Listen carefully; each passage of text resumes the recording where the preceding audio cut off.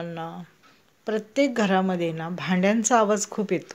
म्हणजे भांडी जशी एकमेकावर आदळतात तशी माणसं पण एकमेकाशी भांडतात, बोलतात, त्यांचा फार आवाज होतो. त्यामुळं आता आपण असं ठरवायचं की नाही, हे करण्यापेक्षा आपणच लांब व्हावं, आहे की नाही. आपण एकदा लांब झालो म्हणजे काही त्रासच होणार नाही, वाद होणार नाहीत. आणि माणसांमध्ये एकमेकाबद्दल वाईटपणा येणार नाही, असं असतं बघा. आणि काय होतं, कालांतराने ना आपण कोणावर काही लादू शकत नाही की तुम्ही हेच करा, तुम्ही तेच करा. ते ते ते कुणी ऐकतच नाही.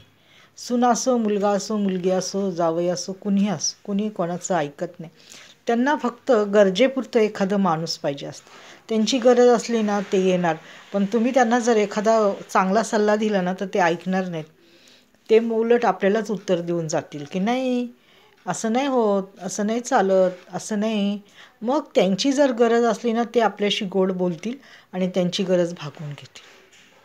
तर असू द्या, त्यांची जरी गरज असली ना, पण त्यांना एवढी अक्कल पाहिजे की अरे, आज आपली हक्काची माणसं आहेत म्हणून आपल्याशी इतकी नम्रपणे आणि आपण इतका त्रास देऊन पण ती चांगलं वागतात.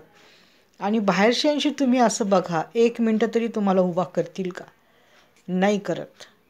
म्हणजे समजून घेणारे फक्त आईवडीलच असतात. जसं आईवडील समजून घेतात ना, तसं जगात कुणीच आपल्या लेकराला समजून घेत नाही. म्हणून काही मुलांनी उठसूट आईवडिलांना त्रास देऊ नये. हां, जर आईवडील तुम्हाला त्रास देत असतील तर तुम्ही तसं लगेच बोलता की अरे काय तुझा त्रास, तुला औषधं आणा, तुला गोळ्या आणा, तुला कपडे घ्या, तुला खायला प्यायला चांगलं पाहिजे, तू घरातलं काही कामच करत नाहीस, तू हेच करत नाही, तू तेच करत नाही, असं लोक म्हणजे मुलगा किंवा मुलगी आणि सून किंवा जावई हे सगळे बोलतातच. त्यामुळं काय होतं,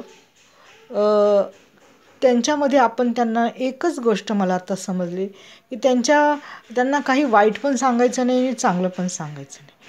असं झालेलं आहे बघा आता. आपण चांगलं सांगायला गेलो की ते आपल्याशी भांडतात. आपल्याला दिसते अरे हे वाईट होणार आहे, ह्याच्यापासून काहीतरी वाईट घडणार आहे, म्हणून आपण त्यांना रोखत असतो की अरे नका, ही गोष्ट करू नका, ह्यामुळं दुष्परिणाम होतील, संबंध खराब होतील, वाईट होईल. मग तुम्ही झाल्यावर म्हणताल की अरे तुम्ही आम्हाला का नाही सांगितलं, तुम्हाला तर एवढं ज्ञान होतं ना. असं पण आहे. तर आता वागावं कसं हेच कळत नाही. माणसानी समोरच्या व्यक्तीने जे सांगते त्याचा थोडा 10 मिनटं तरी विचार करावा की नाही, ह्याच्याने काय होईल काय नाही, माझा फायदा किती, दुसऱ्याचा तोटा किती.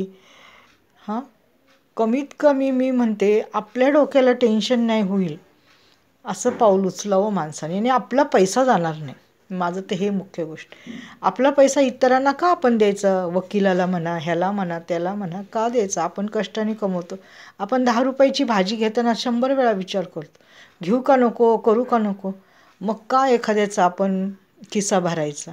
ह्याच्या विरुद्ध आहे मी, माहिती आहे का. मी कधीच आयुष्यात ना कुठल्याच गोष्टीसाठी कोर्टाची पायरी अशी चढली नाही. जे काही आहे ते आपल्या समोरासमोर बोलायचं. बघा हे असं आहे, पटलं तर पटलं, नाही पटलं तर सोडून टाका. तू तुझ्या मार्गाला, मी माझ्या मार्गाला. बरोबर आहे. मी का जाऊ ह्याच्याकडं त्याच्याकडं आणि माझ्या खिशातले पैसे देऊ. माझा माझा काही असेल, माझा निर्णय असेल. त्यामुळं आपण आपला निर्णय घ्यायचा आणि आपण आपलं ठरवायचं. पण हे एक निर्णय घेताना एक गोष्ट करायची की आपल्या लेकराला, आपल्या आईवडिलांना, आपल्या इतर जवळच्या व्यक्तींना त्रास होता कामा नये, असा निर्णय घ्यायचा. आपल्या स्वतःला त्रास झाला तरी चालेल, पण दुसऱ्यांना त्रास होता कामा नये, असा निर्णय घ्यायचा. माझे आईवडील तर होते ना, तर म्हणाले नाही, त्याला काय करायचं तुझ्या नवऱ्याला करू दे, आपण कोर्टाची पायरी चढायची नाही, कारण का आपल्याकडे इतका पैसा नाही आहे. आज काय सांगू मी तुम्हाला, आज त्या माणसाचं सगळं गेलं. म्हणजे जवानी गेली, पैसा गेला, सगळं गेलं. म्हणजे एक रुबाब होता तो सर्व गेला. आज काहीच नाही. असंच असतं माणसाचं. एक थोडा दिवस असतं, लिमिटेड टाईम. जर तुम्ही मी त्या दिवशीच विचार केला, मी म्हटलं अरे 36 वर्षापूर्वीचा हा माणूस आणि आत्ताचा हा माणूस कसा आहे, किती फरक पडला. म्हणजे माणसाचा पैसा जवानी हे टिकत नसतं आणि ते कालांतराने जातंच. धन्यवाद.